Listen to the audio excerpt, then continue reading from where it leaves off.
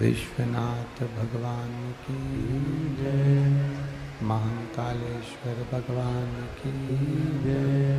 पशुपतिनाथ भगवान की जय। ढोलेश्वर महादेव की जय। कुबेरेश्वर महादेव की जय।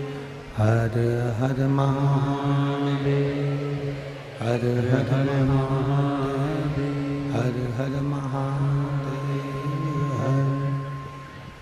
काशी विश्वनाथ ओगड़दानी त्रिकालदर्शी कैलाशी अविनाशी भगवान शिव, जिनकी पुनीत पावन शिव महापुराण की कथा संपूर्ण विश्व के कल्याण हेतु बाबा देवादिदेव महादेव की कृपा से, करुणा से, उनकी उदारता से श्रवण करने का सौभाग्य आप और हमको प्राप्त हुआ है। बड़े भाग्यशाली हैं सभी वीरगंज के निवासी,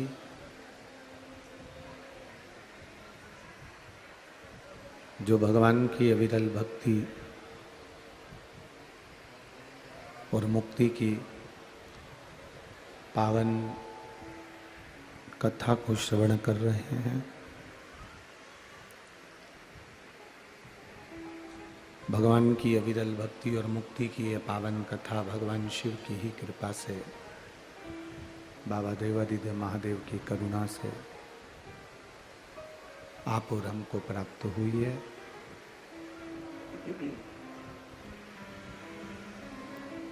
कथा के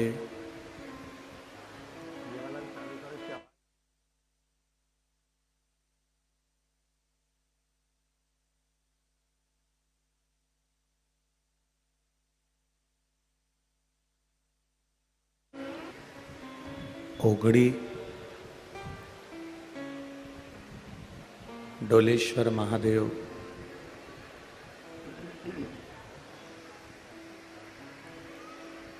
कि ये पावन शिव महापुराण की कथा संपूर्ण विश्व के कल्याण हेतु बाबा देवादिदेव महादेव की कृपा से आप और हमको श्रवण करने का सौभाग्य प्राप्त हुआ है। वीरगंज की ये पुण्यमय पावनमय धरा, जहाँ भगवान शिव की अविरल भक्ति और मुक्ति का साधन शिव तत्व को जानने का मौका मिला है। महामनीषी श्री निरंजन स्वामी जी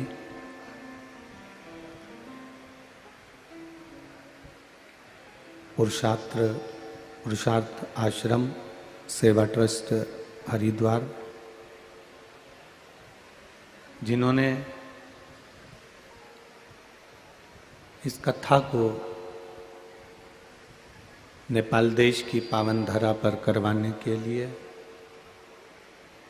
अपना अथक प्रयास किया और संपूर्ण नेपाल देश के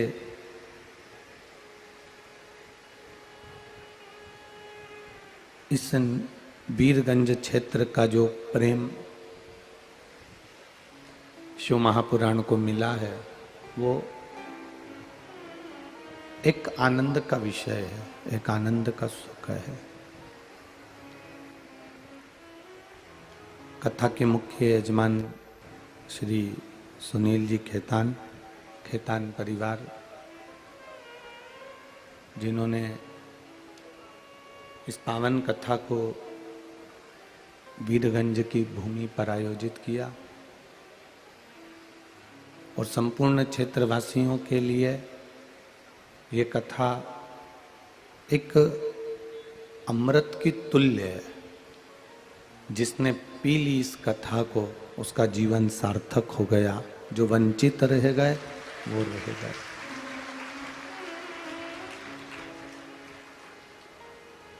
खेतान परिवार ने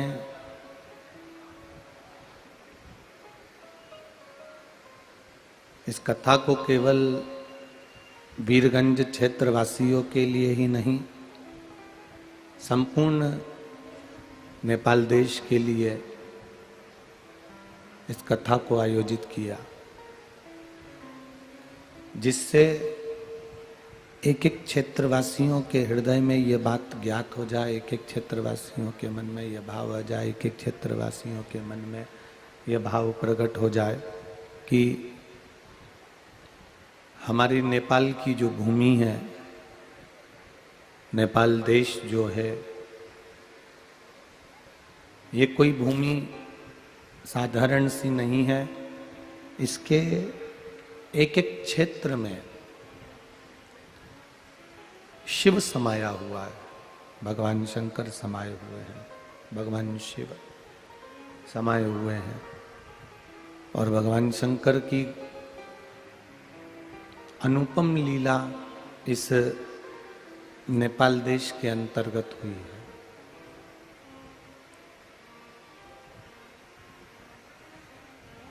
घर बहुत बड़ा होता है, इतने बड़े घर में जब हम कहीं जाते हैं तो एक छोटा सा ताला लगाकर, चाबी लगाकर चले जाते हैं।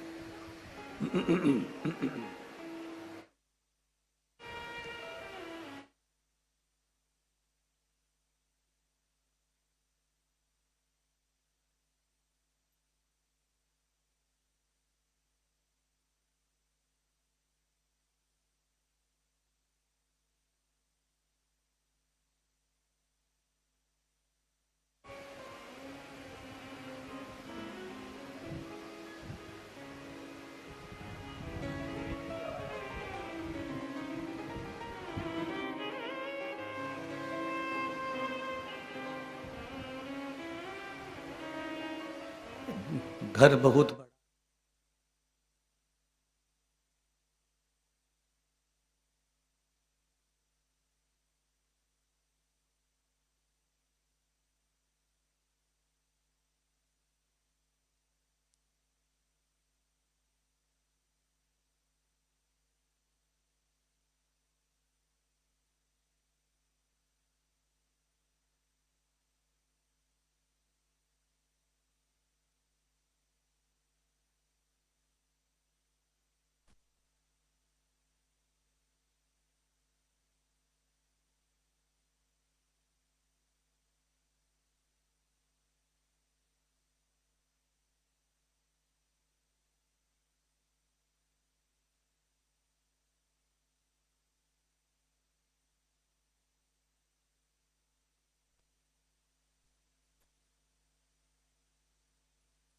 एक छोटे से ताले पर विश्वास कर कर, एक छोटे से ताले पर भरोसा कर कर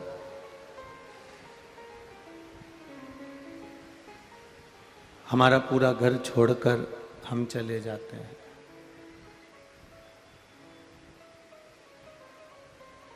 छोटे से ताला और छोटे से ताले पर भरोसा कर कर, विश्वास कर कर हम पूरा घर छोड़कर चले जाते हैं।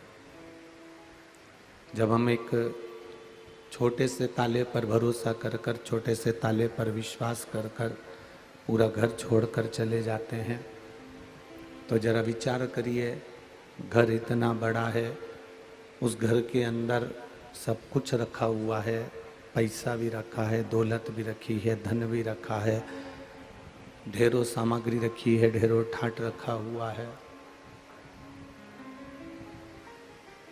और इतना सब कुछ रखे होने पर हम अपने छोटे से ताले पर विश्वास कर कर चाबी लगाकर कथा में आ गए, मार्केट चले गए, कहीं दूसरी जगह चले गए। अब कितना विश्वास, कितना भरोसा आपका उस ताले पर होगा, और एक छोटी सी चाबी पर कितना विश्वास होगा कि घर में कोई भी नहीं है, आपका ताला और चाबी है, और आप सब दूर घूम रहे हो। शिव महापुराण की कथा कहती है, जैसा विश्वास आपका उस ताला और चाबी पर है, और आपने पूरा घर उस ताले और चाबी के भरोसे पर छोड़ दिया, और आप पूरे वीरगंज में, पूरे नेपाल में, पूरे रक्सौल में, पूरे बिहार में, सब जगह घूम रहे हो, उसी तरह अपना सर्वस्व जीवन परमात्मा को सौंप कर हम भी अपनी जिंदगी को अलमस्त जीने का प्रयास करें। हम अपने जीवन को सहज जीने का प्रयास करें। हम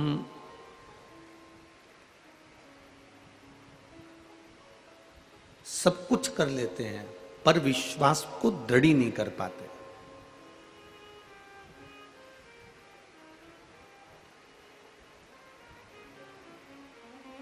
हमारी उन्नति की सीढ़ी पर बढ़ने के लिए, हमको ऊंचा उड़ान भरने के लिए संत की बड़ी जरूरत होती है, साधु, तपस्वी, साधक, उपासक, गुरुजन की बहुत जरूरत होती है।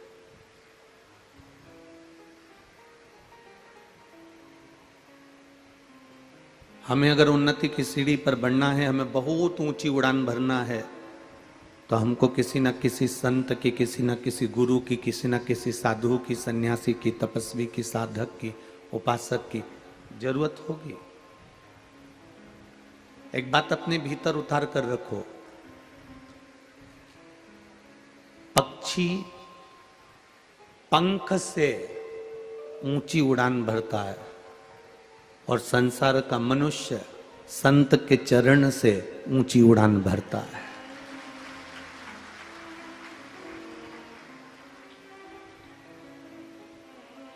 आज अगर सुनील जी खेतान जी को यह कथा मिली है, सुनील जी, ये कथा इतनी जल्दी मिलती नहीं। वो तो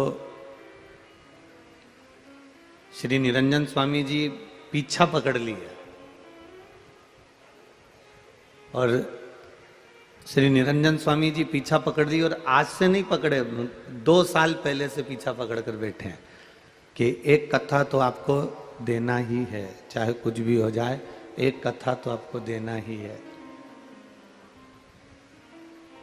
और उस बीच में आपका भी प्रेशर निरंजन स्वामी जी पर आ गया, तो ये कथा इतनी जल्दी मिलना बड़ा मुश्किल था। पर कहा ना कि पक्षी के पंख से पक्षी ऊंची उड़ान भरता है, और संत के चरण से सांसारिक जीव ऊंची उड़ान भरता है। इसलिए ये कथा खेतान जी को प्राप्त हो गई।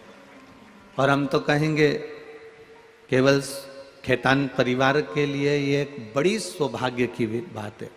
आपने 10 फैक्ट्री डाली हो, बहुत सारे विवाह भी करे हों, बहुत सारे शादी की सालगिरह भी मनाई हो, आपने बहुत जन्मदिन बच्चों का भी मनाया हो, आपने खूब बड़े बड़े आयोजन करे हों, पर खेतान जी, ये कथा एक ऐसी कथा है शिव पुराण की कि सबसे हटकर है।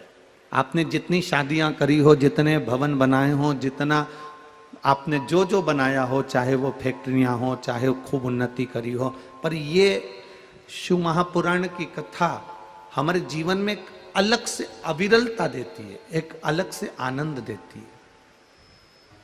कभी वीरगंज की इस भूमि पर हम तो कभी इधर आए नहीं महाराज खेतान जी, पर हम आपसे पूछ रहे हैं, वीरगंज की इस भूमि पर कभी आपने ऐसा नज़ारा नहीं देखा होगा कि रात को 12 बजे तक रोज फ्रूटी बांट रहे हैं, ठंडाई बांट रहे हैं, दूध बांट रहे हैं, केसर या दूध बांट रहे हैं, और तरह तरह का भोजन। कोई कह रहा है कि आज शाम को दूध बांटना है, और कोई कह रहा है केसर में लेकर आ रहा हूं, घोट के डालो। कोई कह रहा है आज रात्रि को हलवा बनाना है, वो कह रहा है बादाम में लेकर आता हूं, डालो।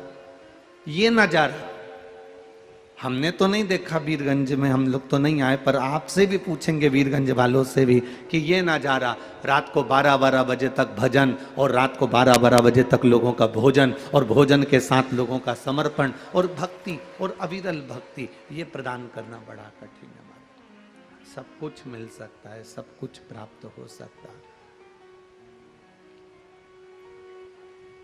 हमें तो लगा था कि हमारे भारत देश के क्षेत्रों में हम कथा करें, छत्तीसगढ़ करें, महाराष्ट्र करें, राजस्थान करें, पंजाब करें, हरियाणा करें, दिल्ली, नोएडा, गुजरात, राजस्थान, इन क्षेत्रों में कथा करी, तो हमने सोचा था कि हमारे देश के जितने भी भक्त लोग हैं बड़े भाव से लोगों को खिलाते हैं। पर हम जब इंडिया से चले थे, भारत से चले थे, तो हमको लगा था नेपाल में कौन इतने लोग कथा सुनेंगे, पर गजब कर दिया नेपाल वासियों ने, नेपाल देशवासियों ने, जो इतनी संख्या में कथा सुनने के लिए आए। हमें लगता था कि वहीं पर लोग सेवा करते होंगे, यहाँ कौन को भाषा समझ में आएगी, कौन सुनेगा, कौन किसकी सेवा करेगा, पर देखा यहाँ पर भी लोगों की सेवा बड़ी प्राथमिक। एक बार पूरे वीरगंज वासियों के लिए जोरदार ताली बजाएं जिन्होंने भरपूर सेवा की। और कितना भाव होगा। अभी हम कथा के लिए आ रहे थे, तब भैया के बालक सुदीप जी बोल रहे थे, गुरुजी अब नेपाल में वापिस कथा। तो हमने कहा अभी एक तो पूरी हो जाने दो। नहीं गुरुजी, अब तो पिताजी ने ऐसी लगन लगा दी है कि साल 2 साल में कथा होते रहना चाहिए। ये शिव तत्व है। आप अपने बच्चों को क्या देकर जा रहे हो? आपने अपने बच्चों को फैक्ट्री दी, दुकान दी, जायदाद दी, संपदा दी, मकान दिया, बंगला दिया, गाड़ी दी, सब कुछ दिया, पर आज साधुवाद है कि आप अपने बच्चों को संस्कार देकर जा रहे हो कि कम से कम अपने इस सनातन धर्म को अग्रण्य बढ़ाते चलना है, हमको भजन करते चलना है।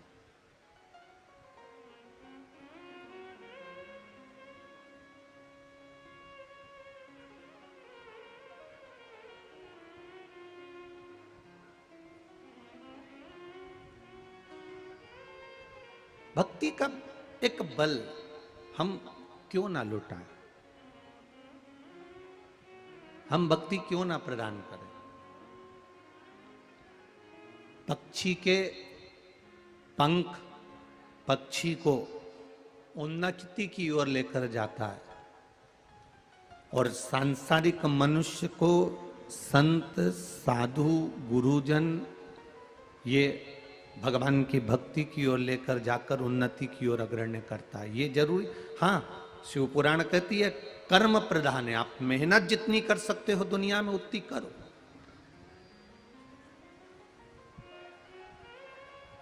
आपको जितनी मेहनत करना है कर सकते हो, आप जितना संघर्ष कर सकते हो करो।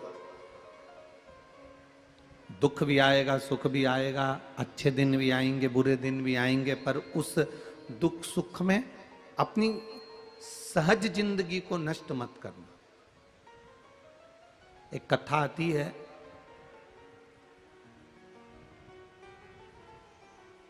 एक बच्चा एक बहुत पैसे वाले व्यक्ति के घर में जन्म ले लिया। अब बहुत पैसे वाले व्यक्ति के घर में उस बच्चे का जन्म हो गया।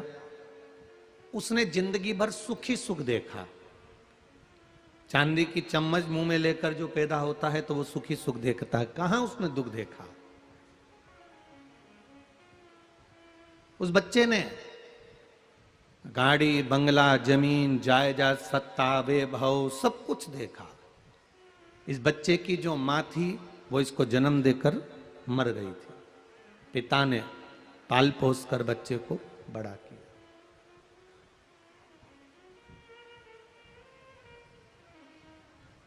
पिता अपने बच्चे को पाल पोस कर बड़ा तरफ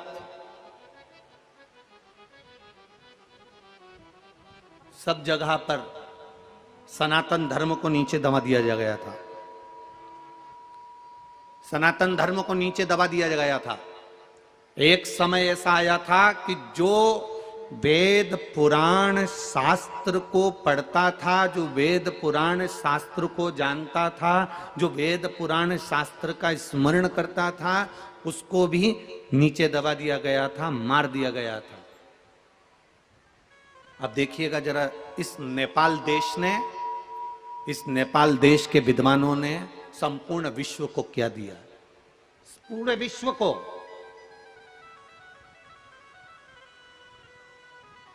संपूर्ण विश्व को क्या दिया?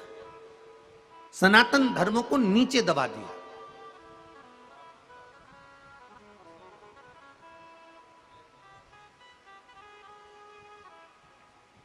तब उदयन आचार्य जी ने बौद्ध भिक्षुकों से अपना शास्त्रार्थ किया और शास्त्रार्थ करते करते सनातन धर्म को उछालकर फिर सामने प्रकट किया। लोगों ने उदयन जी को अपशब्द कहे क्योंकि उन्होंने तर्क शास्त्र का निर्माण कर दिया। उदयन जी को लोग अपशब्द कहते थे, ताने देते थे, कहाँ लगे हुए हो, वेदों में लिखा क्या होता है, शास्त्रों में लिखा क्या होता है। उदयन जी ने कहा मैं वेदों में लिखा हुआ भी होता बता सकता हूं, शास्त्रों में लिखा हुआ भी होता बता सकता हूं। कोई मानने कोई तैयार नहीं था। लोग उनको अपशब्द कह देते थे, पर उदयन जी बड़ी मस्ती में जिंदगी जीते थे, बड़ी मस्ती में।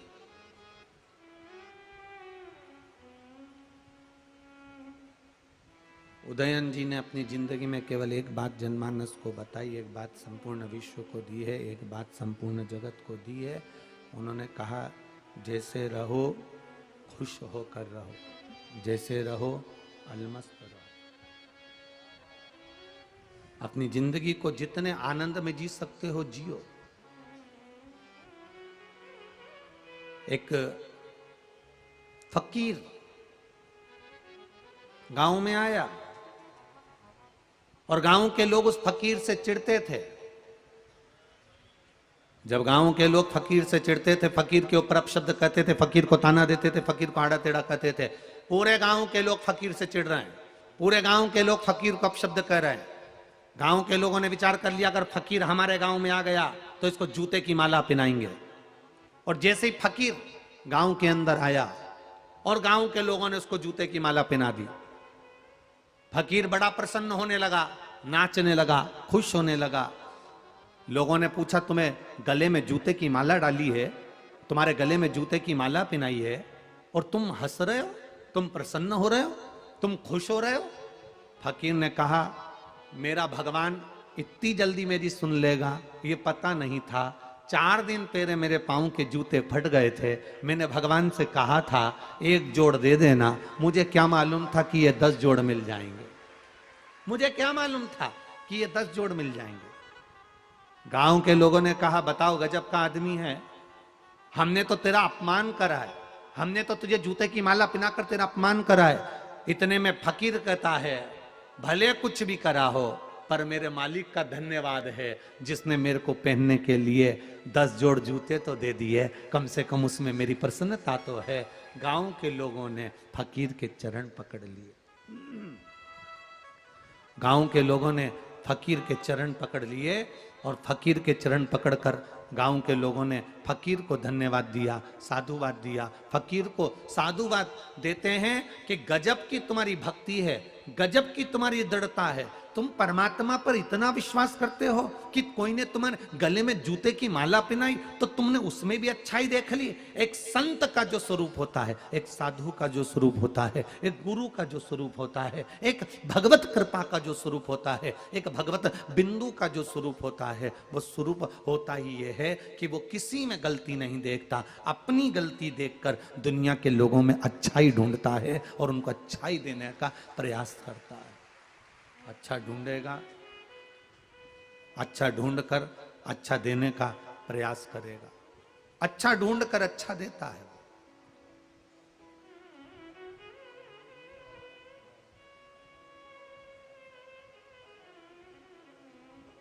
इसीलिए कथा कहती है, कर ले प्रभु से प्यार फिर पछताएगा, झूठा है संसार धोखा खाएगा। अरे कर ले प्रभु से प्यार फिर पछताएगा, झूठा है संसार धोखा खाएगा, झूठा है संसार धोखा खाएगा, झूठा है संसार धोखा खाएगा। कर ले प्रभु से प्यार फिर पछताएगा, झूठा है संसार धोखा खाएगा। भगवान से प्रीत, भगवान से स्नेह, भगवान से लगन हमें सुख का अनुभव करा देती है, आनंद का अनुभव करा देती है।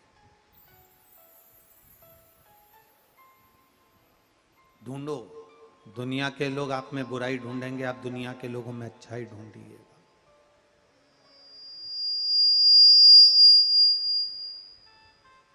ढूंढेंगे दुनिया के लोग, आप में बुराई ढूंढेंगे, आप दुनिया के लोगों में अच्छाई ढूंढिए। पंख और संत बहुत ऊंचे ले जाते हैं। आज वीरगंज में खेतान परिवार ने जो कथा कराई है, स्वामी जी ने जो कृपा करी है, शिव बाबा की जो करुणा हुई है, ये खाली नहीं जाएगी खेतान जी, कहीं ना कहीं भोलेनाथ हाथ पकड़कर आगे बढ़ा ही देता है। ये कोई सहज नहीं है। संत और पंख, पक्षी के पंख पक्षी को आगे ले जाते हैं और संत के चरण, गुरुजन के चरण, भगवत जन के चरण ये व्यक्ति को बहुत आगे की ओर ले जाते हैं। भजन में मन लग जाए। एक बात ध्यान रखिएगा, दुख की घड़ी में जब तकलीफें ज्यादा आ जाएं, कष्ट ज्यादा हो जाए, बहुत बहुत दुख की घड़ी चल रही हो, बहुत कष्ट का समय चल रहा, उस समय पर दुनिया के लोग तुमको डोलाएंगे, हमारे साथ वहां चल, वहां ऐसा चमत्कार होता है कि तुरंत तू ठीक हो जाएगा, हमारे साथ वहां चल, ऐसा ऐसी एक डोरा बनवा के दूंगी, सब काम हो जाएगा, हमारे साथ वहां चल, मैं ऐसी भभूति दूंगी, सब काम हो जाएगा। कोई कहेगा हमारे साथ वहां चल, एक नारियल दे देंगे, वहां से तेरा काम हो जाएगा, तू हमारे साथ चल, वहां से तुझे ये दे देंगे, वहां से काम हो जाएगा। जब दुख की घड़ी आती है तब व्यक्ति डोलता है, बड़ा कष्ट होता है उसको, वो डोल रहा होता, डोल रहा है। और दुख की घड़ी में जब वो डोल रहा होता है तब उसके विचार अलग अलग जाते हैं।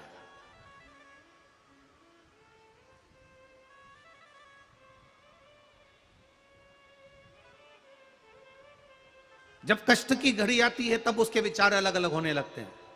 हमारे साथ वहां चलो, वहां ऐसा चमत्कार हो रहा है, हमारे साथ वहां चलो, वहां से हमें बेल मिल जाएगी, हमारे साथ वहां चलो, वहां से भभूति मिल जाएगी, हमारे साथ वहां चलो, वहां से ये मिल जाएगा, हमारे साथ वहां चलो।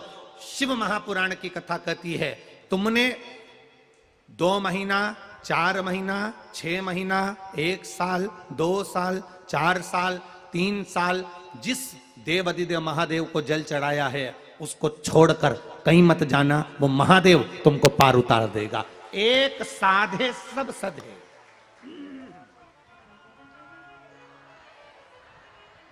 एक साधे सब सधे, सब साधे बिसराए। अगर हमारे बाबा पर आपका भरोसा है, शिव पर अगर आपका विश्वास है, भगवान शंकर पर आपका भरोसा दृढ़ है, तो फिर आप भटकोगे नहीं।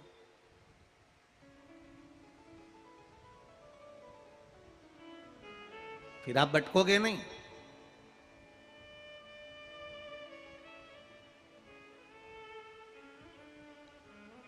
अपना मार्ग नहीं छोड़ोगे, फिर आप फिर दृढ़ हो जाओगे।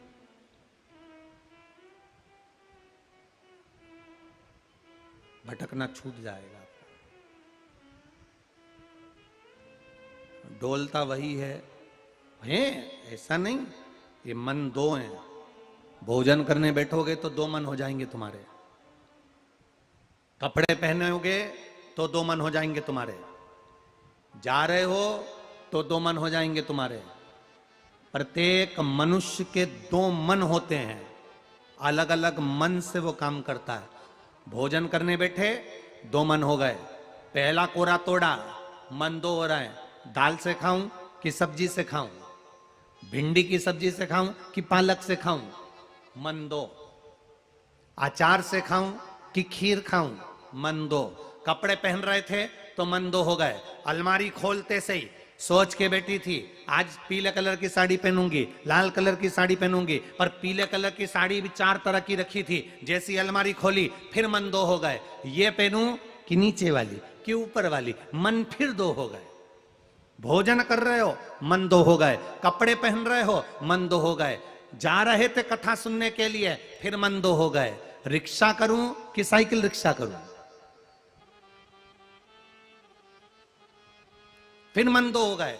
इस वाले रास्ते से जाऊं कि पीछे वाले रास्ते से जाऊं, मन दो हो गए। खाने बैठे मन दो हो गए, कपड़े पहने मन दो हो गए, दर्शन के लिए गए तो मन दो हो गए। कभी कभी 2 मंदिर पास पास में होते हैं, इधर महादेव का मंदिर है, इधर हनुमान जी का मंदिर है, 2 मन वहां पर भी हो गए। अगर मैं शंकर जी के मंदिर जाऊंगी और हनुमान जी के नहीं गई तो हनुमान जी को बुरा लग जाएगा। मन दो, फिर मन।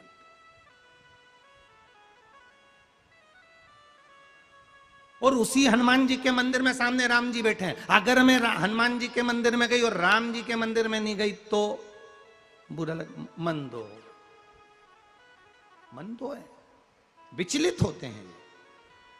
आप थोड़े दिन भगवान शंकर की पूजन करोगे, थोड़े दिन शिव जी पे जल चढ़ाओगे, थोड़े दिन भगवान शंकर का गुणगान करोगे, थोड़े दिन शंकर जी को जल चढ़ाओगे, बेलपत्र चढ़ाओगे, शंकर जी का गुणगान करोगे, शिव महापुराण में चित्त लगाओगे, भगवान की भक्ति में चित्त लगाओगे। जैसे ही जिंदगी में थोड़ा सा मोड़ आएगा, मोड़ आते से कोई तुम्हारे पास में आएगा, चल हमारे साथ, हम वहां लेकर चलते हैं, चल हमारे साथ वो बाबा के पास चलते हैं, चल हमारे साथ वो जोगी सन्यासी के पास चलते हैं, चल हमारे पास, हम उसके पास चलते हैं। पर शिव पुराण सुनने वाला, शंकर का भजन करने वाला, शिव तत्व को जानने वाला, श्री शिवाय नमस्तुभ्यम कहने वाला, शंकर को 1 लोटा जल चढ़ाने वाला, दुख की घड़ी में भी डोलता नहीं है। उसको मालूम है दुख उसने दिया है तो संवार भी वही देगा। हम अंत तक उसके होकर चले, अंतिम बिंदु तक हम उसके होके चले।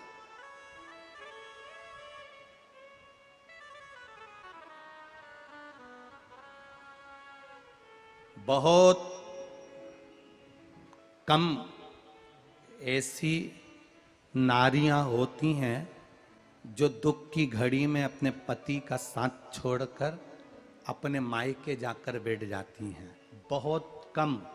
ज्यादातर नारियां अगर पति को दुख आया है तो पत्नी एक ऐसी होती है जो पति को बल देती रहती है, क्यों चिंता करते हो, क्यों टेंशन लेते हो, देखा जाएगा, कर्जा ही हुआ है ना, चुका देंगे, तुम क्यों चिंता करते हो, मेरे पास रकम पड़ी है ना, बेच देंगे, तुम चिंता मत करो, दुकान नहीं चल रही है ना, चलेगी, अपन दोनों मिलके मेहनत करेंगे। एक धर्म पत्नी वो होती है जो पति को बल देती है, पति को बल दे रही है, तुम चिंता मत करो। और एक पत्नी ऐसी होती है जैसे ही पति का कर्जा बढ़ गया, दुख आ गया, तकलीफ आ गई, कष्ट आ गया, कोई ऐसे काम हो गए, कोई गलत काम हो गए, मालूम पड़ा पति को छोड़ा, बच्चों को लिया और मायके जाकर बैठ गई, वो केवल पत्नी होती है, धर्म पत्नी नहीं। धर्म पत्नी अपने पति को वापिस काल के मुंह से निकाल कर ली आती है। अभी अभी 2 दिन पहले एक अमावस्या गई है, कौन सी थी? बोलो बोलो, जम के बोलो जरा। बट सावित्री अमावस्या। सत्यवान के प्राण लेकर जा रहे हैं और सावित्री पीछे पीछे जा रही है, पति को बड़ के पेड़ के नीचे छोड़कर। यमराज कह रहा है, सावित्री तेरे पति को पशु पक्षी खा जाएगा, तेरा पति का शव पशु पक्षी खा जाएंगे, जा नीचे अंतिम संस्कार कर तेरे पति का। सावित्री कहती है, बड़ के पेड़ के नीचे छोड़कर आई हूं। बड़ का पेड़, पीपल का पेड़ और बेलपत्री का पेड़ और आंवले का पेड़ एक ऐसा पेड़ होता है जिसके नीचे अगर जो जब तक बैठा रहता है तब तक उसे दुख नहीं आता है। तो मेरे पति के शव को कैसे कोई खा सकता है? एक बट वृक्ष, एक पीपल का वृक्ष, एक बेलपत्री का वृक्ष, एक आंवले का वृक्ष, इन वृक्ष के नीचे जब तक उन वृक्ष की छांव में जो बैठा है, उस वृक्ष की छांव के अंदर जो बैठा है, उसको दुख भी आया है ना, तो बाद में आएगा जब वो वृक्ष की छांव से हट जाएगा। तकलीफ भी आई है तो वृक्ष की छांव से हटेगा तब आएगी, रोग भी आएगा तो वृक्ष की छांव से हटेगा तब आएगा। वृक्ष की छांव, पीपल, बड़, आंवला, बेलपत्र की छाया जब तक हमारे सिर पर है तब तक दुख, तकलीफ, कष्ट, रोग, बीमारी ये सब बहुत दूर है महाराज। क्यों कहते हैं रोज आपसे कि बेलपत्री के पेड़ के नीचे चले जाया करो हफ्ते में एक बार। हफ्ते में एक बार बेलपत्री के वृक्ष के नीचे जाया करो। क्यों कहते हैं? प्रयास करो कि बेलपत्री के पेड़ की छांव तुम्हारे ऊपर पड़े। उसका केवल एक ही कारण है, बेलपत्री के पेड़ के नीचे जाने का इसलिए कहते हैं क्योंकि अपने मोबाइल को चार्ज करना है तो किसी चार्जिंग पिन के पास जाना पड़ेगा। भले तुम कमरे में रह रहे हो, तुम्हारे कमरे में सारा सुख है, पर मोबाइल को चार्ज लगाने के लिए चार्जिंग पिन के पास जाना ही पड़ता है। चार्जिंग पिन में लगाकर थोड़ी देर रख दो, मोबाइल चार्ज हो जाता है। उसी तरह अपने जीवन के दुख, कष्ट, रोग, बीमारी, तकलीफ को मिटाने के लिए बेलपत्री के पेड़ की छांव में थोड़ी देर बैठना चालू कर दो, अपने आप सुख का अनुभव होने लगेगा, अपने आप कष्ट जाने लगे।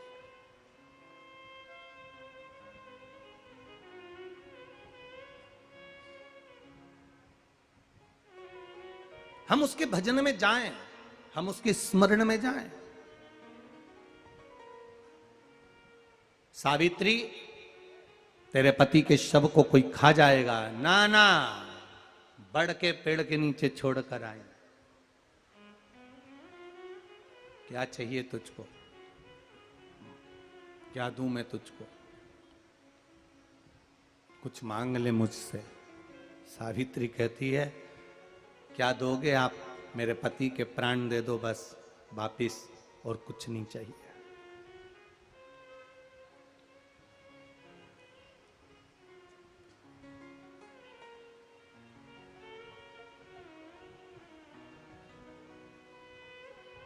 बट सावित्री की अमावस्या के दिन किसी एक माता ने सीहोर आश्रम पर एक मैसेज भेजा और उस मैसेज में लिखकर भेजा कि गुरुजी से पूछना, हम भी तो पति की इतना मानते हैं, पति का सम्मान करते हैं, पति को आदर देते हैं, तो हम भी सावित्री की गिनती में आते कि नहीं आते?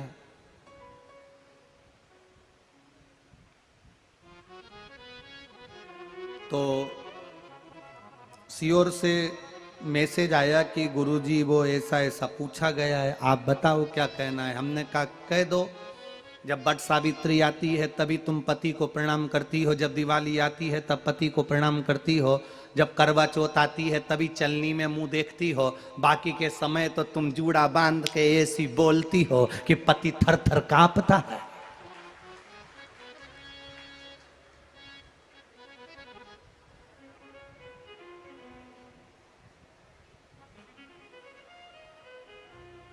केवल एक करवा चौथ का दिन ऐसा होता है कि चलनी में पति का मुंह देखती हो। तुम चलनी में पति का मुंह देखती हो और पति तुम्हारे गले में जो मंगलसूत्र टंगा है उसको देखता है, क्योंकि उसको मालूम है 6 महीने से पीछे पकड़ कर बैठी थी, मेरा पहला करवा चौथ का व्रत आ रहा है, मंगलसूत्र दिला देना। मेरा पहला करवा चौथ का व्रत आ रहा है, मंगलसूत्र दिला देना। बेचारे ने ना जाने कहां कहां से कर्जा कर कर इतना बड़ा मंगलसूत्र दिलाया, लाल लाल मोती और इतना बड़ा पेंडिल लटक रहा। तुम चलनी में मुंह देख रही, वो तुम्हारा मंगलसूत्र देख रहा 80,000 का है, 80,000।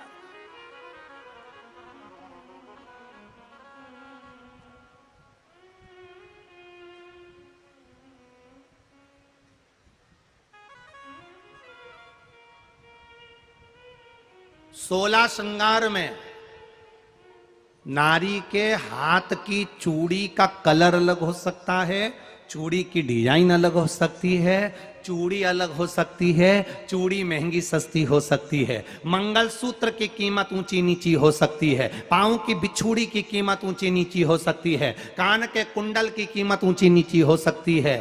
तुम्हारे शरीर पर जितने जितने 16 श्रृंगार हैं उसकी कीमत ऊंची नीची हो सकती है। केवल मंगलसूत्र की डिजाइन बदल सकती है, नाक की लौंग की डिजाइन बदल सकती है, कान के बुंदे की डिजाइन बदल सकती है, हाथ की चूड़ी की डिजाइन बदल सकती है, पांव की पायल की डिजाइन बदल सकती है। केवल नारी के 16 श्रृंगार में एक श्रृंगार ऐसा है जिसकी कीमत जो पहले थी वही कीमत आज तक है और उसकी डिजाइन आज तक नहीं बदली। वो मांग का सिंदूर है, एक जैसी डिजाइन है और एक जैसी कीमत है। सारे श्रृंगार की कीमत अलग अलग है। तुम्हारे हाथ की चूड़ी की कीमत अलग होगी, पड़ोसन के हाथ की चूड़ी की कीमत अलग होगी, किसी की साड़ी की कीमत अलग होगी, किसी के जूड़े की कीमत अलग होगी, गजरे की कीमत अलग होगी, गजरे की कीमत अलग होगी, पायल बिछुड़ी की कीमत अलग होगी, पर मांग में जो सिंदूर डाला जाता है वो एक कीमत का होता है, एक डिजाइन का होता है और एक जैसा होता है और वो सबसे भारी होता है। सावित्री यमराज से कह रही है मेरे पति को छोड़ दो। यमराज कह रहा है सावित्री तेरा पति मर चुका है, मांग के सिंदूर को पोंछ दे। सावित्री कहती है पूरा श्रृंगार उतार दूंगी पर मांग का सिंदूर नहीं पूछने दूंगी। तब यमराज ने कहा जब तक तू मेरे मांग का अपनी मांग का सिंदूर नहीं उतारती तब तक तू मेरे पास नहीं आ सकती। भगवान यमराज से सावित्री ने कह दिया मैं भी तुझे वचन देती हूं यमराज, मेरी मांग में जब तक सिंदूर है, जैसे सीता ने लाइन लक्ष्मण जी ने लाइन खींच दी थी और सीता पार नहीं जा सकती थी, मैं भी तुझे वचन देती हूं जब तक नारी की मांग में सिंदूर है तब तक तू उसके पति को उसके सामने लेकर नहीं जा सकता। यह भी मैं तुझे कह देती हूं। यमराज भैंसे पर सवार होकर सत्यवान को लेकर जा रहा था, सावित्री से वचन पर वचन चल रहे थे। यमराज यमलोक में प्रवेश करने लगा। मांग के सिंदूर में से थोड़ा सा सिंदूर सावित्री ने केवल हाथ में लेकर अपनी बिंदी पर जो लगाया, सत्यवान को लेकर यमराज अंदर नहीं जा पाया। बाहर खड़े होकर कहता है मांग ले, मैं तुझे एक वचन नहीं, तू बोले तो मैं 2 वचन दे देता हूं, तू बोले तो मैं 3 वचन दे देता हूं, तू मांग क्या चाहिए। तब सावित्री ने कहा देना चाहते हो? हाँ। अब यमराज को लगा कि लालच में पड़ गई सावित्री। तब कहा पहला वचन दीजिए, मेरे अंधे सास ससुर के नेत्र वापिस आ जाएं। यमराज ने कहा तथास्तु। दूसरा वचन दीजिए, मेरे सास ससुर अपने पोता पोती का मुख देखें।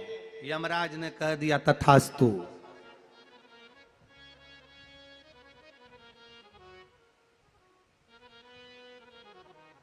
जाओ। यमराज जाने लगे, फिर आग जलने लगी। कहने लगे अब मैं अंदर क्यों नहीं जा पा रहा हूं। सावित्री कहती है तुमने वर दिया है मेरे सास ससुर पोता पोती का मुख देखें, उनके बेटे को तुम ले जाओगे तो पोता पोती कहां से होगा, छोड़कर जाओ। सावित्री है, पति को वापिस लेकर आ गए। आज भी केवल भारत देश की नहीं, इस नेपाल देश की भी माताएं सावित्री के तुल्य है। आज भी वो अपने पति के लिए ढाल बनकर चलती है और अपने पति को काल से निकाल कर ले आती है। वो सावित्री है।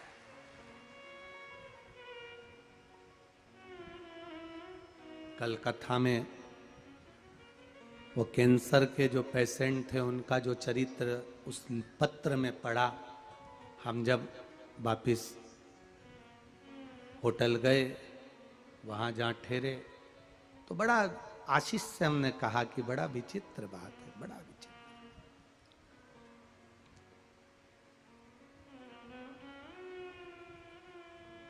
पति को कष्ट है और पत्नी शिव जी पे एक लोटा जल चढ़ाकर अपने पति के प्राण मांग रही है। हमने कहा आशीष, आज भी सावित्री जिंदा है जो अपने पति के लिए ढाल बनकर खड़ी रहती है। आज भी सावित्री जिंदा।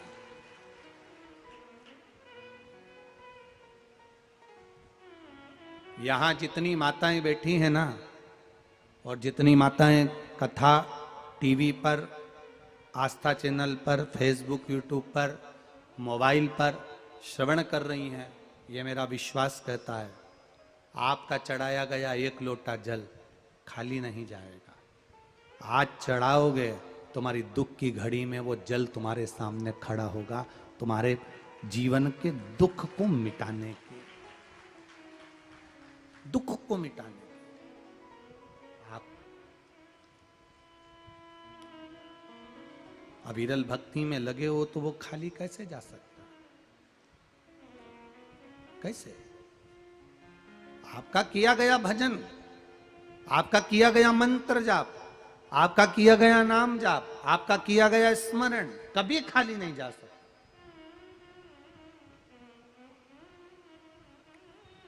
बस इतना याद रखिए, स्वस्थ रहते हो आप तो ढेर सारा धन कमा लेते हो। बोलो सही है कि गलत है? जम के बोलो जरा। स्वास्थ्य अच्छा रहता है तो ढेर सारा धन कमा लेते हो, पर जितना धन तुमने ढेर सारा कमाया है उससे अच्छा स्वास्थ्य वापिस नहीं कमा पाओगे। स्वस्थ रहते रहते धन पर ज्यादा ध्यान ना देते हुए अपने जीवन पर भी ध्यान देना। जवानी पूरी अगर कमाने में निकल गई तो जिंदगी का फिर कहाँ सुख। बुढ़ापा आ गया, दांत दुख रहे हैं, आंखों से दिख नहीं रहा, कानों से सुनाई ही नहीं दे रहा, पाँव से चला नहीं जा रहा, हाथ थर थर काँप रहे। कई लोग ऐसे भी होंगे वीरगंज में जिनका मन हो रहा होगा कि कथा पंडाल में जाकर सुनूं, पर शरीर में इतना कष्ट है कि कैसे पंडाल में जाऊं। इसलिए शिव महापुराण की कथा कहती है जब तक तुम्हारा शरीर चले तब तक कथा सुनो, जब तक तुम्हारा शरीर चले तब तक तीर्थ करो, और जब तक तुम्हारे घर में चले तब तक दोनों हाथों से दान करो, पुण्य करो, सत्कर्म करो, कथा करो, स्मरण करो। तुम्हारे घर में चले तब तक दान कर लेना, तुम्हारे घर में चले तब तक पुण्य कर लेना, तुम्हारे घर में चले तब तक कथा, शिव पुराण आदि सत्संग, भजन, कीर्तन सब करा लेना। जिस दिन तुम्हारे घर में चलना बंद हो जाएगी, दूसरों की चलना प्रारंभ हो जाएगी, उस दिन तुम शिव पुराण नहीं करवा पाओगे, उस दिन तुम 1 रुपया दान नहीं कर पाओगे, तुम उस दिन कुछ भी एक प्यासे को पानी नहीं पिला पाओगे। तुम्हारा मन कर रहा है भूखे को भोजन कराना है, और तुमने बहू से कहा मेरे को 5 किलो आटे की पूड़ी बना दे, आधा किलो आटे की पूड़ी बना दे, मैं कथा में जा रही हूं, वहां पर लोगों को बांटूंगी, तू आधा किलो आटे की पूड़ी बना दे। बहू कहेगी मेरे पास टाइम नहीं है। क्या सब लुटाने के लिए पड़ा है?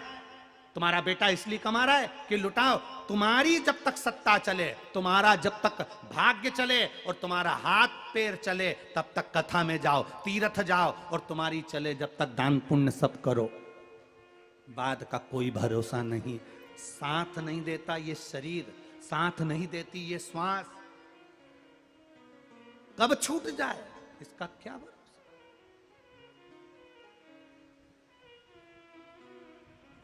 जोड़ा जोड़ा जोड़ा जोड़ा जोड़ा और आखिरी में बोलो, जम के बोलो, यहीं छोड़ा। गया।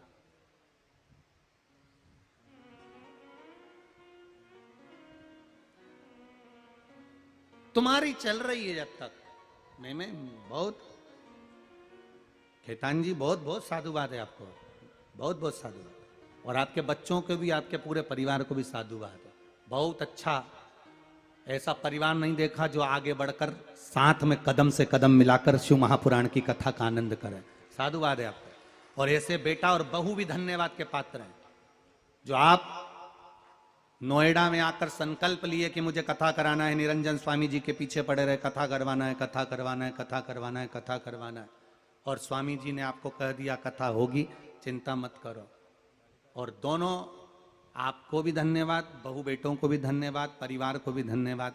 बहू बेटों को मालूम पड़ा कि हमारे परिवार में कथा हो रही है, ऐसी बहू और ऐसे बेटे को भी धन्यवाद है।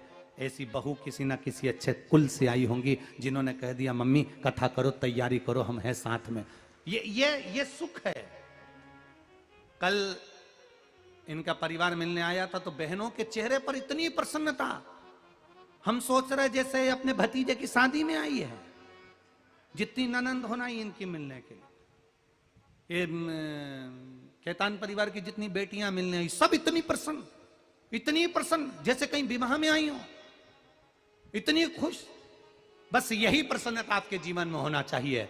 जब अपने मायके में, अपने ससुराल में जब कोई अच्छा काम हो, तुम्हारे चेहरे की स्माइल बढ़ जाना चाहिए कि हमारा जीवन सार्थक हो गया। हमारे दादा परदादा, मायके के भी ससुराल के भी, हमारी 71 पीढ़ी में जो चले गए होंगे वो भी खुश हो रहे होंगे कि हमारी पीढ़ी में आज शिव महापुराण की कथा हो रही है, जिसने संपूर्ण जीवन को तार दिया है, संपूर्ण। और आप जितने लोग सुन रहे हो ना, बड़े खुश रहा करो, बड़े प्रसन्न रहा करो। कथा में मुसद्दी लाल जैसे मत बैठा करो मुंह उतार के, प्रसन्न स्माइल के साथ, खुश रहकर। भगवान ने कितनी कृपा करी साहब, कितनी दया करी। कहां सीहोर भारत में, भोपाल के पास, और कहां नेपाल वीरगंज। वो तो तुम सबने एक एक लोटा पानी ज्यादा चढ़ा दिया होगा शंकर भगवान को, इसलिए उन्होंने वीरगंज में यहां बुला लिया।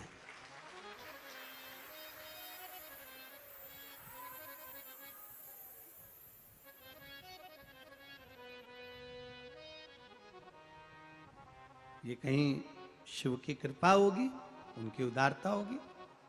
कर लो सत्कर्म, शरीर चले तब तक कथा में जाओ, शरीर चले तब तक अपना द्वार छोड़कर, क्या छोड़कर? अपना द्वार छोड़कर। ये कथा की आवाज कई कई लोगों के दरवाजे तक भी जा रही होगी, जो आसपास में रहते होंगे उनके दरवाजे तक भी आवाज जा रही होगी। कथा की आवाज तो कहीं तक भी जा रही होगी। लोग सोच रहे होंगे कि यहां तक आवाज आ रही है, हम यहीं बैठकर सुन। ना ना ना ना, अपना द्वार छोड़कर परमात्मा के द्वार तक जाओगे तो वो भी हरिद्वार छोड़कर तेरे द्वार तक आएगा, तो ही तो आएगा।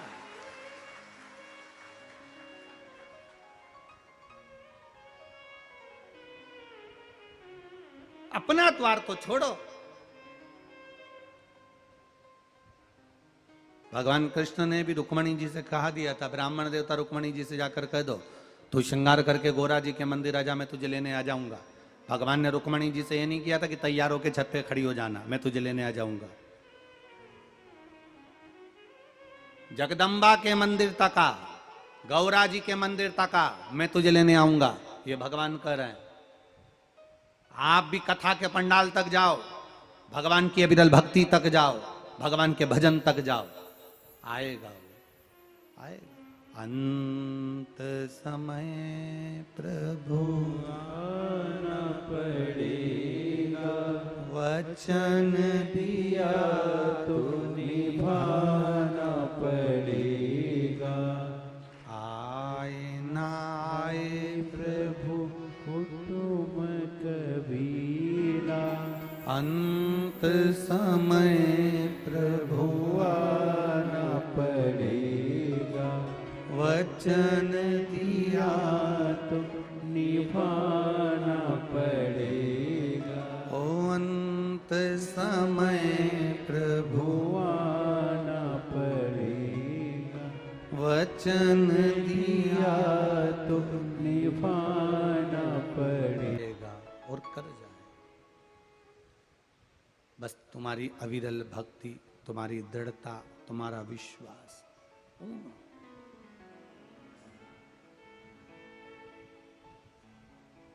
शिव कथा कर रही है, स्वास्थ्य अच्छा रहेगा, आप धन कमाने में लगे रहेंगे, धन कमा कमा कर इकट्ठा कर लोगे, पर जैसा तुम्हारा पहले स्वास्थ्य था वैसा स्वास्थ्य तुम धन से कभी इकट्ठा नहीं कर सकते।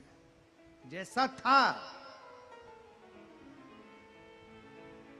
जो भगवान ने बनाकर भेजा, कितना कीमत वाला बनाकर भेजा।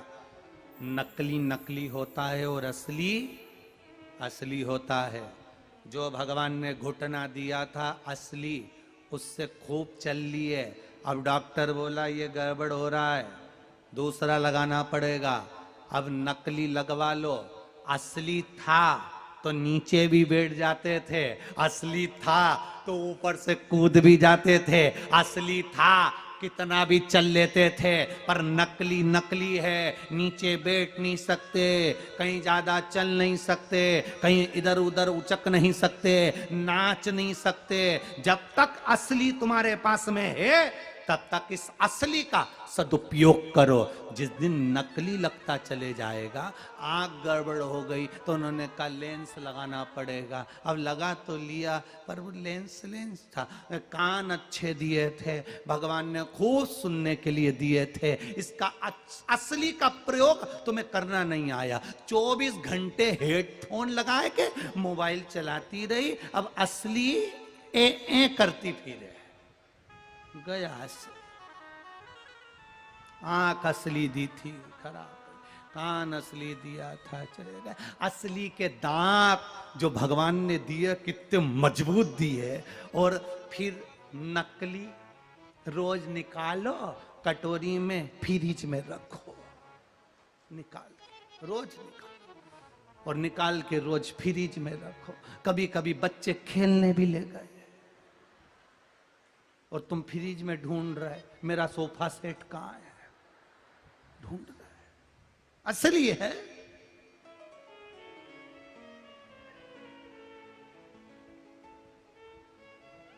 असली के बाल असली के होते हैं, नकली नकली होते हैं।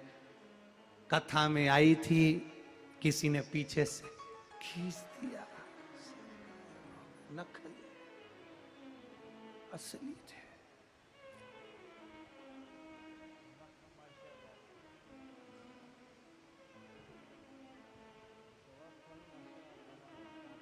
अभी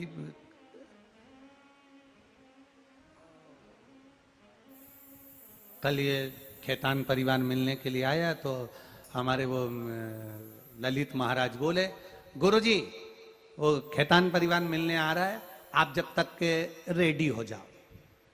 हमने कहा हम तो ऑलरेडी रेडी हैं। तो किसी के ज्यादा, अब यहाँ तो पानी का हाथ लगाओ ने यूज फेर लो तो रेडी, उसमें क्या ऑलरेडी, उसमें क्या। अब जिसके अच्छे खूब जोरदार हो, बड़े बड़े दीनानाथ जैसे, तो बात दूसरी की रेडी करता फिर 4 घंटे। हमारा दीनानाथ यूं घुमाता रहता 24 घंटे, उसके रेडी रहता हो तो।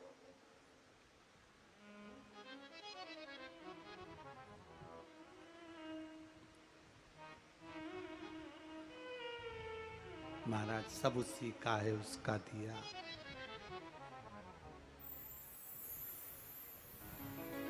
रचा है सृष्टि को जिस प्रभु ने, वही ये सृष्टि चला रहे।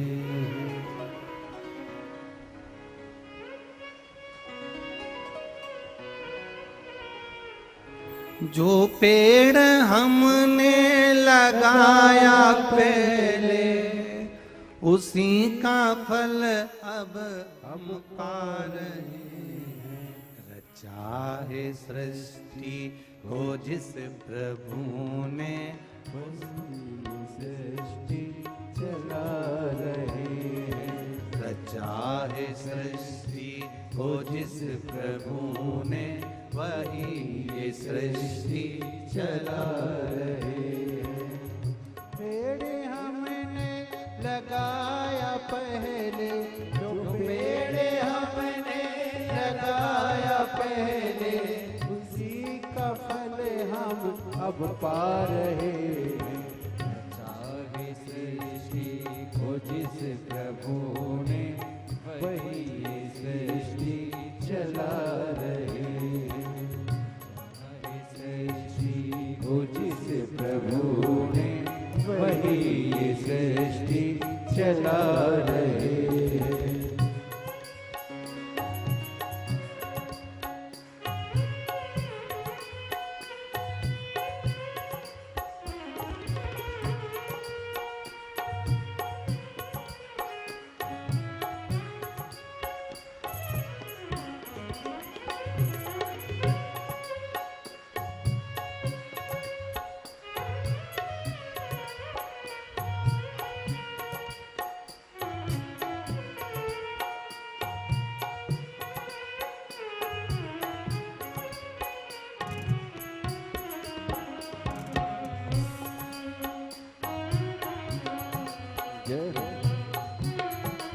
राधे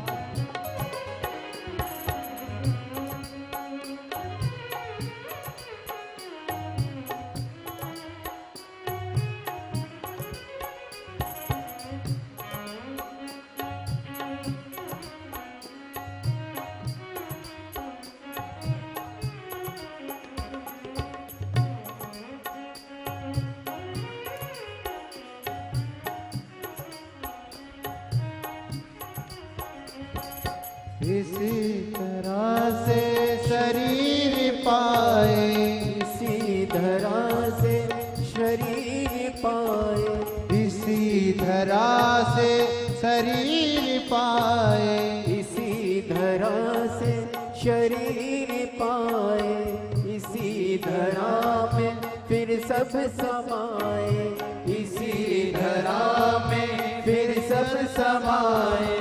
है सत्य नियम यही धरा का, है सत्य नियम यही धरा का।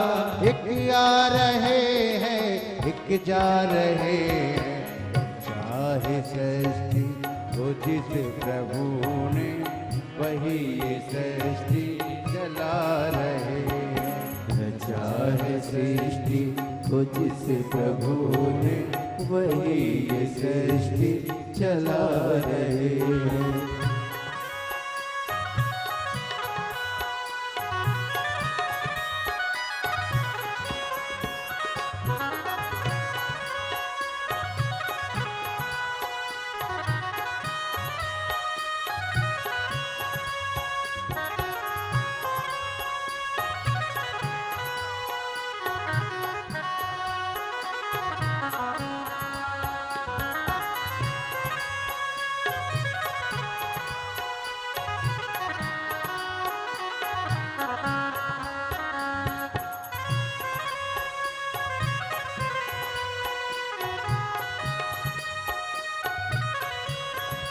जय हो।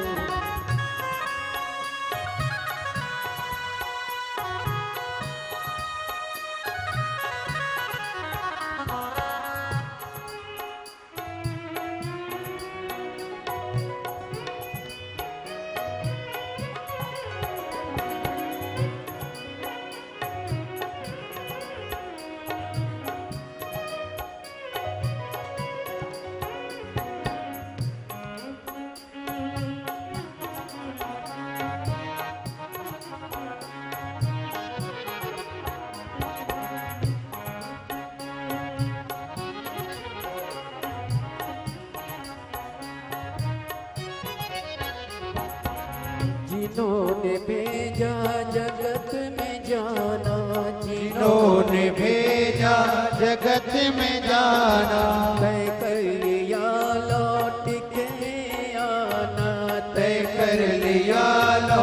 के ये आना, जो भेजने वाले हैं यहाँ पे, जो भेजने वाले हैं यहाँ पे, वही तो वापस बुला रहे हैं।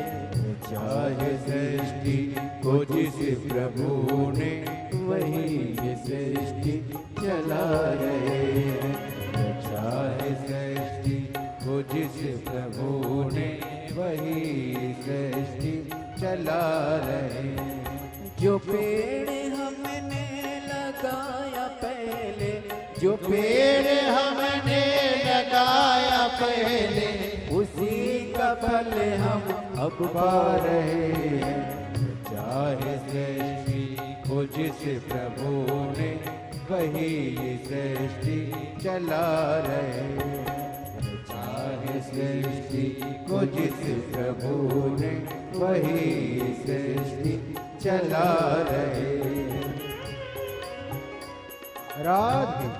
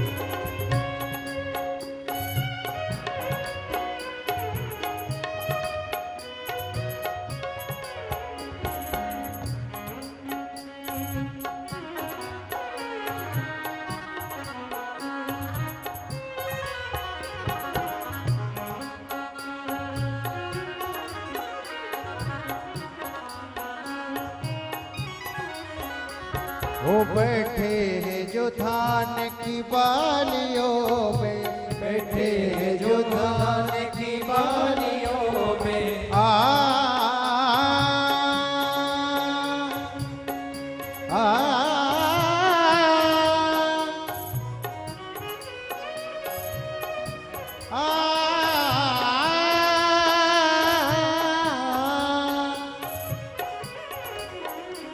हो बैठे हैं जो धान की बालियों में, बैठे हैं जो धान की बालियों में, समाए मेहंदी की लालियों में, समाए मेहंदी की लालियों में, हर डाल हर पत्ते में समा कर, हर डाल हर पत्ते में समा भले रंग बिरंगे हिला रहे हैं। चाहे सृष्टि को जिस प्रभु ने, वही सृष्टि चला रहे हैं। चाहे सृष्टि को जिस प्रभु ने, वही सृष्टि चला रहे हैं। जो पेड़ हमने लगाया पहले, जो पेड़ हमने लगाया पहले, उसी का फल हम पा रहे हैं। चाहे सृष्टि को जिस प्रभु ने, वही ये सृष्टि चला रहे हैं।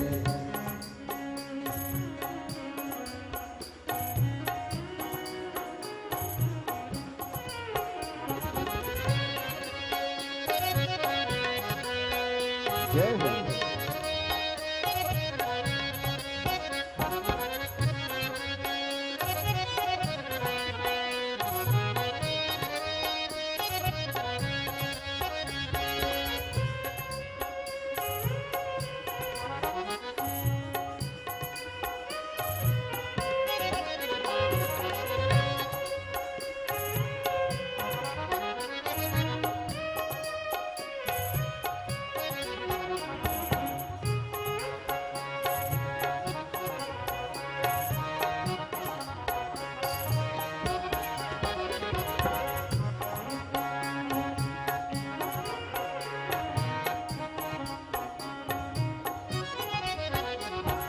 इसी धरा से शरीर पाए, इसी धरा से शरीर पाए, इसी धरा से शरीर पाए, इसी धरा से शरीर पाए, इसी धरा में फिर सब समाए, इसी धरा में फिर सब समाए, इसी धरा में फिर सब समाए, इसी धरा में फिर सब समाए।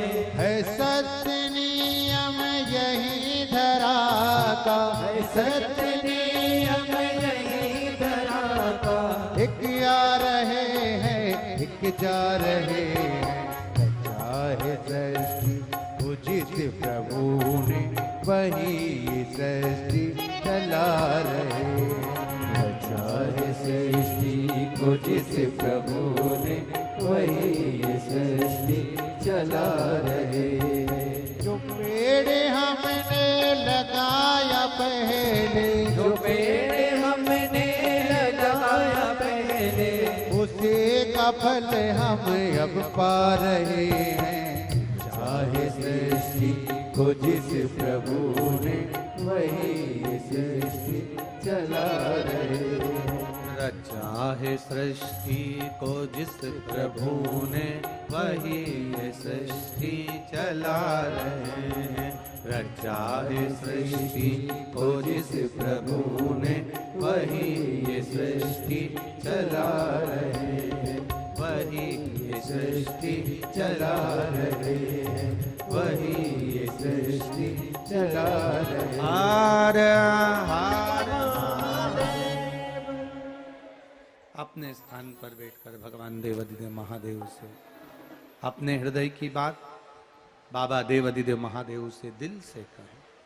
जहां जगह मिले वहां बैठो और बाबा से अपने मन की बात भाव के साथ में कहिए, हृदय से कहिए।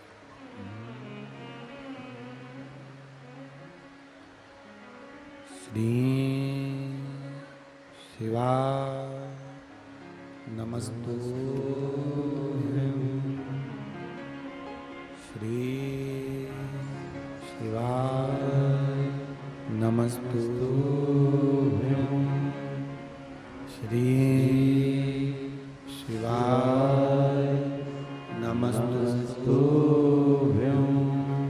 श्री शिवाय नमस्तु श्री शिवाय नमस्तुभ्यं। भोला सब दुख काटो मारा, ओ भोला सब दुख काटो मारा। शिव शंकर जपूं तेरी माला, भोले बाबा जपूं तेरी माला। भोला सब दुख काटो मारा, ओ भोला सब दुख काटो मारा। वेश है मंगल मंगलकारी, वेश है मंगल मंगलकारी। शमशान वासी हमारा, शमशान वासी हमारा। ओ भोला सब दुख काटो मारा, ओ भोला सब दुख काटो मारा। भगवान शिव की कथा कहती है संपूर्ण संसार सागर में मानव की जो देह है, मनुष्य का जो शरीर मिला है, ये सहजता में नहीं मिला है। अविरल भक्ति को प्राप्त करना सहज नहीं है। शिव कथा कह रही है। तारकासुर गजासुर जितने जितने असुर हुए, जितने जितने राक्षस हुए, इनका शिवजी से कोई बैर नहीं था। इनका देवाधिदेव महादेव से कोई बैर नहीं है। इनका तो केवल अगर बैर है तो भगवान नारायण से, इंद्र से, इंद्र की सत्ता से, इंद्र के वैभव से, इनसे इनका बैर। पर महादेव से कोई बैर नहीं है। फिर निवेदन करें शिव महापुराण के माध्यम से, शंकर भगवान का भजन करने वाला, भगवान शिव की भक्ति करने वाला, भगवान शंकर का गुणगान करने वाला या शिव जी की भक्ति में डूबने वाले का किसी से बैर नहीं होता।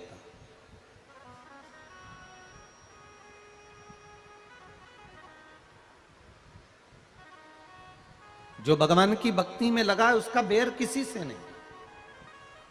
हां, दुनिया के लोगों को बेरी लग सकता है कि ये कहीं ना कहीं भगवान की भक्ति में डूबा हुआ है, भगवान के भजन में डूबा हुआ है, तो बैर लग सकता है। तारकासुर के 3 बेटे, तारकाक्ष, विदुम्माली और कमलाक्ष, इन तीनों ने ब्रह्मा जी से वर प्राप्त करा कि हमको वर ऐसा दीजिए कि हम 3 अलग अलग पुरी में, अलग अलग नगर में जाकर निवास करें, अलग अलग जगह पर हम रहें, और जब हमारे प्राण तब छूटे जब हम तीनों के एक साथ प्राण छूटना चाहिए। अगर प्राण छूटे भी तो हम तीनों के एक साथ छूटे। ठीक है, ब्रह्मा जी ने तथास्तु कह दिया। तारकासुर भगवान की भक्ति में डूबने वाला था, शिव जी का भजन करने वाला था, पर इंद्र सत्ता का आधिपत्य उसके पास था।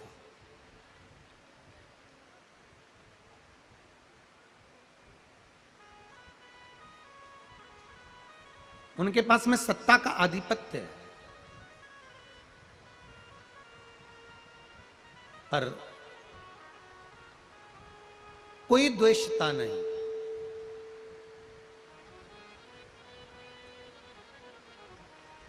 कार्यकर्ताओं से एक निवेदन है, थोड़ा सा पानी तेज है तो माताओं से भी निवेदन है, जिन जिन को जहां जहां जगह मिल जाए, कोई गीला ना हो, इसलिए थोड़ा थोड़ा सा।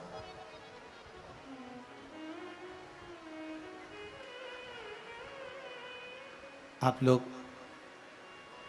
पानी बहुत तेज है इसलिए थोड़ा थोड़ा आप लोग आराम से, जहां जिसको जगह मिल जाए वहां बिठा लीजिए, कोई गीला ना हो उसके लिए।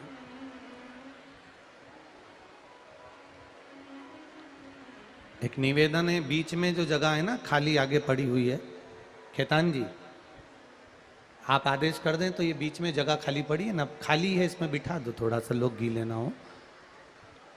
आप बोल देंगे तो ये लोग कार्यकर्ता बिठा देंगे उसको। हाँ,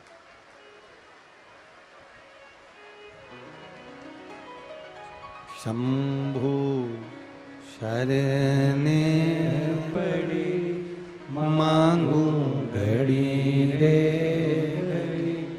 दुख का दया करी ने दर्शन, दया करी ने दर्शन। शिव कथा कह रही है, भगवान शंकर का गुणगान कर रहा है, स्मरण कर रहा है।